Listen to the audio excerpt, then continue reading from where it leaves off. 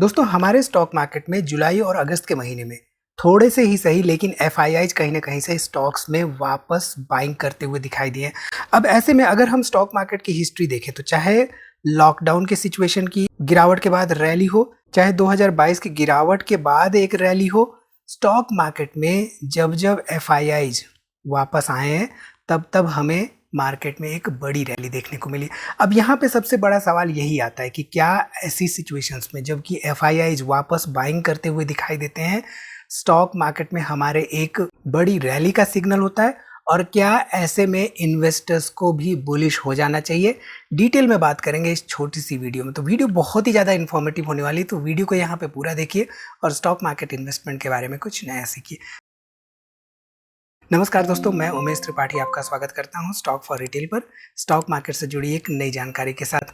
तो यहां पर स्टॉक मार्केट में हमने देखा है कि जब जब गिरावट हुई है, गिरावट के बाद मार्केट ने एक नया हाई बनाया, फिर चाहे वो लॉकडाउन के सिचुएशन के बाद एक रैली हो, चाहे 2022 में जो भी जियोपॉलिटिकल सिचुएशंस बनी थी उसके बाद एक रैली हो। हालांकि 2024 के बाद, सितंबर 2024 के बाद से यहाँ पे स्टॉक मार्केट में एक ना के बराबर रिटर्न्स मिलते हुए दिखाई दिए। अब ये यहाँ पे अगर हम ध्यान दें तो 2024 के बाद से एफआईआईज के जाने का सिलसिला शुरू हुआ था और वो थमने का नाम नहीं ले रहा है। अब ऐसे में जुलाई 2026 के बाद कहीं ना कहीं से रुक रुक के थोड़े बहुत एफआईआईज स्टॉक्स में वापस करते हुए दिखाई दे रहे हैं, बाइंग करते हुए दिखाई दे रहे हैं। इस डाटा पर हम वापस आएंगे। स्टॉक मार्केट में टेक्निकल्स जो है हमारे लिए इंपॉर्टेंट होता है, टेक्निकल्स के साथ ही साथ फंडामेंटल्स इंपॉर्टेंट होता है, ये हम सबको पता है, राइट। एचडीएफसी बैंक का एग्जांपल अगर हम लें तो एचडीएफसी बैंक में भी आप देखिए होता क्या है कि गिरावट हुई है, गिरावट के बाद एक नया हाई बनाया, फिर गिरावट, फिर एक नया हाई, फिर गिरावट, फिर एक नया हाई, और ये सिलसिला दशकों से चला आया है। यानी कि मार्केट में चाहे जो भी सिचुएशंस हो, मार्केट चाहे नीचे ट्रॉफ बना रहा हो, चाहे एक्सपैंड कर रहा हो, चाहे मार्केट टॉप बना रहा हो, होता क्या है कि मार्केट में स्टॉक्स जो फंडामेंटली साउंड कंपनियां होती हैं वो हायर हाइज हायर लोज बना के चलती हैं। अब स्टॉक मार्केट और इकोनॉमी कहीं ना कहीं से एक दूसरे की पूरक होती हैं और वो एक दूसरे पे रिलेट करती हैं। कैसे रिलेट करती है आगे आपको डिटेल में समझ में आएगा। तब आपको समझ में आएगा कि जो एचडीएफसी बैंक जैसी कंपनियां हिस्टोरिकली इकोनॉमिक सिचुएशन लो होने के बाद भी कैसे हायर हाइज हायर लोज बनाते हुए चली जाती हैं। ठीक है, सो टेक्निकल हो गया या फंडामेंटल हो गया, हम आपको सिखाते रहते हैं S4R पर। जस्ट इन केस S4R पर अभी तक नहीं है तो डिस्क्रिप्शन में आपको लिंक दिया हुआ है, वहां से जरूर आइए, और काफ़ी सारी नई चीज़ें हम ऐड करते रहते हैं, तो सीखते रहिए। चलिए अब यहाँ पे हम देखते हैं एफआईआईज और डीआईआईज के आंकड़े। तो आप ध्यान दीजिए, तो जुलाई के बाद से यहाँ पे कहीं ना कहीं से नेट स्टॉक मार्केट में बाइंग देखने को मिल रही है। और सबसे इंपॉर्टेंट बात, ये जो आप ब्लू लाइंस देख रहे हैं राइट ऊपर की तरफ, ये है एफआईआईज की लाइंस, और नेट बायर्स बन के निकल आ रहे हैं FIIs most of the times जुलाई सेकेंड वीक के बाद। अब ऐसे में यहाँ पे अगर हम ध्यान दें तो अगस्त के महीने में आप देखिए, चाहे 14 अगस्त हो, चाहे यहाँ पे 11 अगस्त हो, चाहे 10 अगस्त हो, चाहे 7 अगस्त हो, थोड़े से ही सही, कभी 400 करोड़ की बाइंग कर रहे हैं, कभी 2000 करोड़ की, कभी यहाँ पे 500 करोड़ की बाइंग कर रहे हैं, थोड़े से ही सही बट वापस आते हुए दिखाई दे रहे हैं। एक समय ऐसा था जब 10-15 हजार करोड़ की सेलिंग एक ही दिन में करते हुए दिखाई दिए थे एफआईआई। तो एफआईआई जनरली वापस कब आते हैं?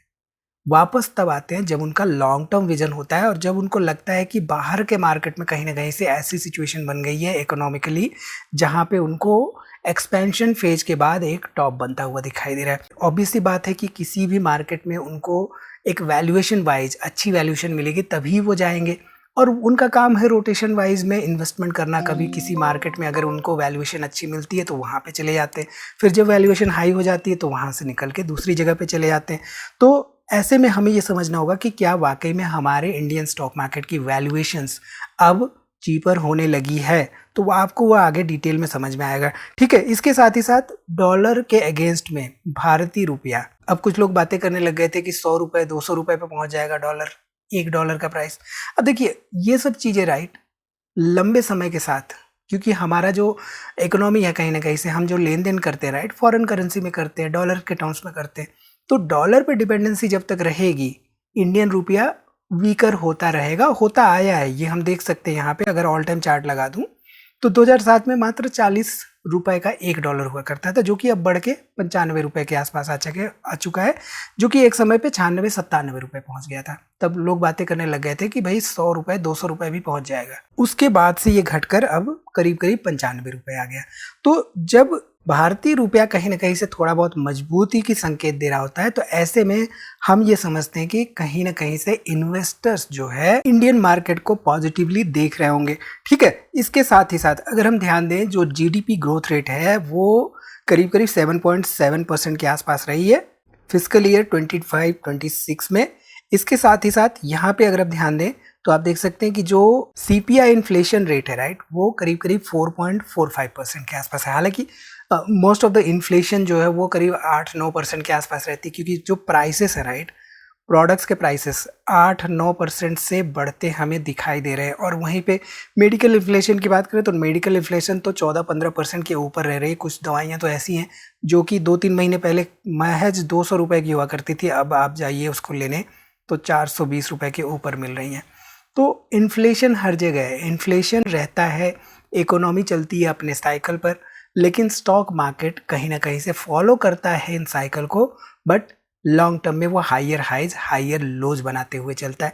तो ये सबसे इम्पॉर्टेंट बात जो हम में से बहुत सारे रिटेल इन्वेस्टर्स को नहीं समझ में आती है, और यही एक रीज़न होता है कि हम लंबे समय के लिए नहीं बन पाते। हमारा जो साइकोलॉजी होता है राइट, वो काम नहीं कर पाता है लंबे समय के लिए बने रहने के लिए। अब जब भी इकोनॉमिक साइकिल खासतौर पे ट्रॉफ टाइप की सिचुएशन में होती है, यहाँ पे हम retail investors generally stock market से एग्जिट कर रहे होते हैं, जबकि जो स्मार्ट इन्वेस्टर्स होते हैं वो ऐसे सिचुएशंस में एक तरह से बाइंग कर रहे होते हैं। ठीक है, तो इकोनॉमिक साइकिल बेसिकली यहाँ पे देखें तो एक्सपेंशन फेज में होती है। एक्सपेंशन फेज के बाद एक समय आता है जहाँ पे पीक बनता है, जहाँ पे economy is at its strongest point, जहाँ से ग्रोथ जो है स्लो डाउन होने लगती है, और वही फेज कहलाता है कॉन्ट्रैक्शन का। तो कॉन्ट्रैक्शन में क्या होता है कि अनएम्प्लॉयमेंट बढ़ जाती है, इनकम जो है वो घटने लगती है, रियल स्टेट में डिमांड कम हो जाती है। तो ये आप चीज़ें देखते होंगे राइट, समाचार में कभी ना कभी सुनते होंगे कि भाई जो है बेंगलोर जैसे सिटीज़ में अब धीरे धीरे बायर्स का इंटरेस्ट कम हो रहा है रियल स्टेट में। तो ऐसे में क्या होता है कि कॉन्ट्रैक्शन फेज चल रहा होता है, लेकिन ऐसा नहीं कि वो हमेशा के लिए रहता है। फिर एक समय ऐसा आएगा जहाँ पे ट्रॉफ बन जाएगा, इकोनॉमी वहाँ पे वीकेस्ट पॉइंट पे होगी, लेकिन ये एक बॉटम फेज होता है जहाँ से फिर से रिकवरी की स्टार्टिंग होती है। और रिकवरी में क्या होता है, ग्रोथ फिर से इम्प्रूव होती है, फिर से जॉब्स इंक्रीजमेंट होती है, और फिर से इनकम राइज करने लगता है, लोगों का कॉन्फिडेंस बढ़ने लगता है, फिर से वहाँ पे डिमांड बढ़ जाती है रियल स्टेट में भी।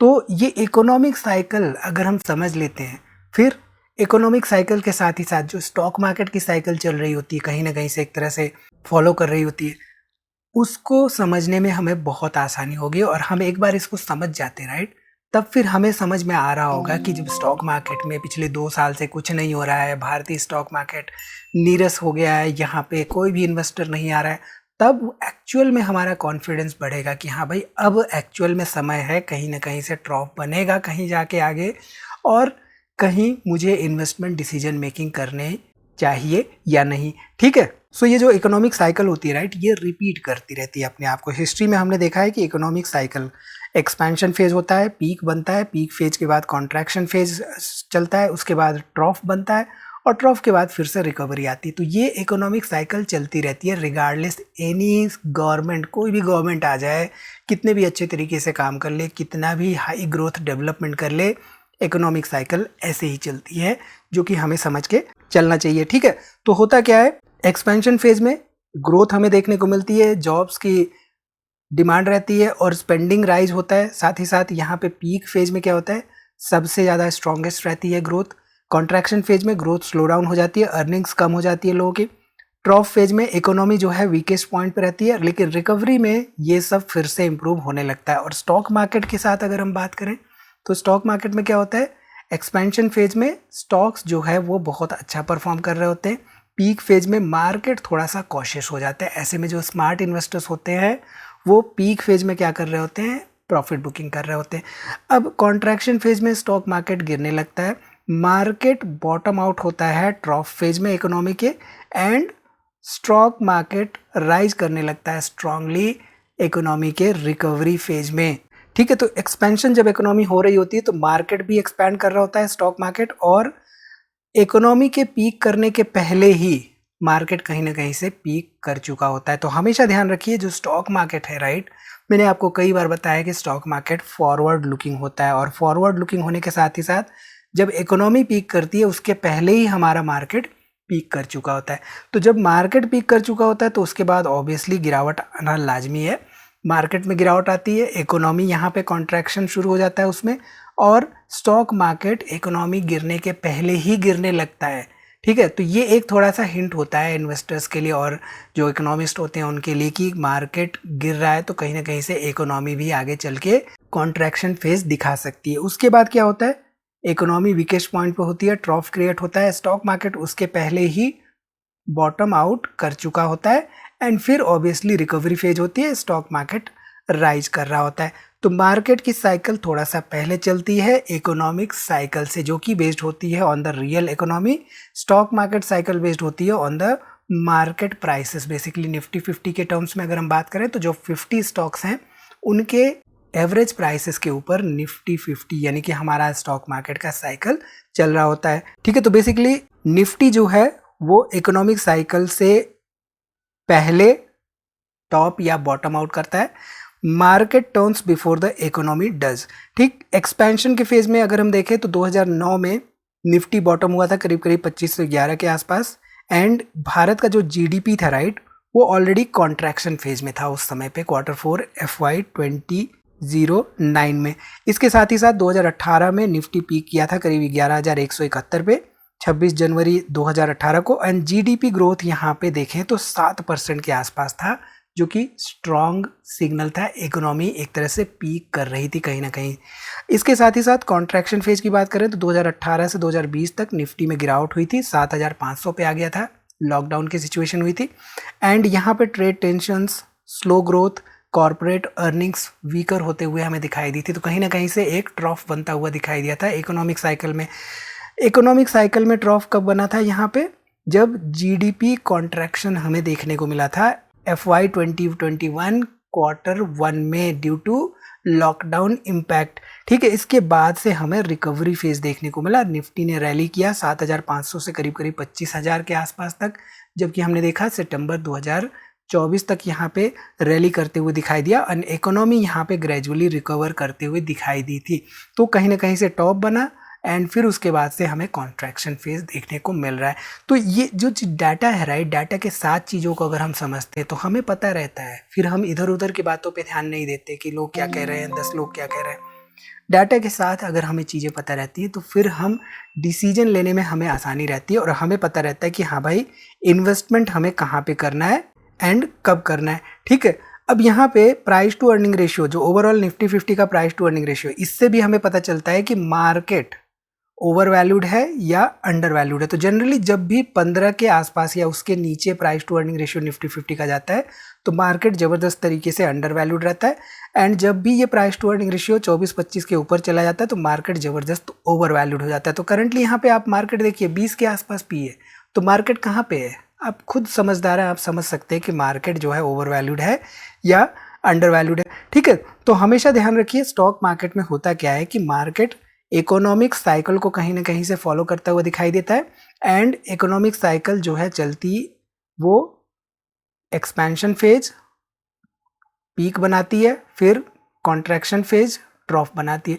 तो मार्केट भी कहीं ना कहीं से टॉप बनाता है, फिर यहाँ पे कॉन्ट्रैक्शन यानी कि मार्केट में गिरावट होती है, यहाँ पे बॉटम बनाता है, फिर मार्केट जाके एक्सपैंड करता है और एक नया हाई बनाता है। So basically market long term में higher highs higher lows pattern बनाता हुआ चलता है, और यही पैटर्न हमें पकड़ना होता है फंडामेंटली स्ट्रॉन्ग कंपनियों में, एंड उसमें लॉन्ग टर्म इन्वेस्टमेंट के तहत इन्वेस्टमेंट डिसीजन मेकिंग करनी होती है। So all in all FIIs जब शेयर्स में बढ़ चढ़ के बाइंग कर रहे होते हैं तो कहीं ना कहीं से उनको लग रहा होता है कि हाँ भाई मार्केट में एंड इकोनॉमी में एक तरह से ट्रॉप बनता हुआ दिखाई दे रहा है, and since market forward looking होता है, इकोनॉमी से पहले ही वो ट्रॉप बनाता है या पीक बनाता है, FIIs की बाइंग अगर होने लगती है मार्केट में तो वो हमारे लिए एक सिग्नल की तरह काम करता है कि हाँ FIIs का कमबैक डेफिनेटली हो चुका है, मार्केट में कुछ ना कुछ सुबकाहट हो सकती है, लेकिन ये फाइनल डाटा पॉइंट नहीं होता है एक बड़ी रैली का, ये बात भी हमें समझ के चलनी चाहिए। सो मार्केट में स्मार्ट अप्रोच के लिए डाटा को देखिए, प्रेडिक्शन को नहीं। तो आपको क्या लगता है एफआईआई जो वापस बाइंग करना शुरू कर रहे हैं थोड़े थोड़े क्वांटिटीज में ही सही इंडियन स्टॉक मार्केट में, ये एक टेम्पररी बाउंस बैक है या एक बिगर मूव की बिगिनिंग? अपनी राय जरूर बताइए। इस छोटी सी वीडियो में इतना ही दोस्तों। आई थिंक यहाँ से आपको काफ़ी कुछ सीखने को मिला होगा। सीखने को मिला है तो जरूर कमेंट करके बताइए। दोस्तों में शेयर करिए वीडियो ताकि उनको भी समझ में आए कि स्टॉक मार्केट और इकोनॉमी कैसे एक दूसरे से रिलेटेड होती है। इस वीडियो में इतना ही, मिलते हैं अगली वीडियो में एक नई जानकारी के साथ। तब तक आप हमारी दूसरी वीडियोस देखते रहिए। और हाँ, S4R को चेक करना ना भूलिए, बिल्कुल डिस्क्रिप्शन में डिटेल्स दी गई हैं आपको। वीडियो पसंद आई हो तो लाइक करिए, सब्सक्राइब करिए एंड दोस्तों में वीडियो शेयर करना ना भूलिए।